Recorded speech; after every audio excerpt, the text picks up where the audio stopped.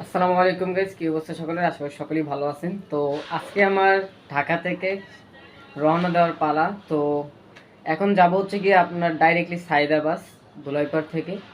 তো অনেকেরা বলতে পারেন যে ভাই গেছো তুমি ঢাকা সাইকেল চালাইয়ে, তুমি আইতেও তো পারো সাইকেল চালাই আমতলিতে।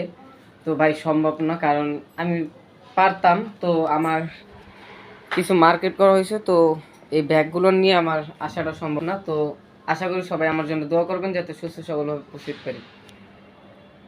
গাইস, একটা বাস পাইছি, তো খোঁজাখুঁজির পর সাইকেল নিতে চাই না, তো অবশেষ পাইলাম।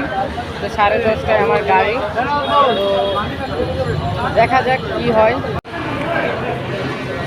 তো এখন বাজে প্রায় 12টা, তো উনি বলছে 10টায়, তো প্রায় 2 ঘন্টা লেট করে ফেলাইছি, কোনো বাস নাই সাইকেল যে নেওয়ার মতন।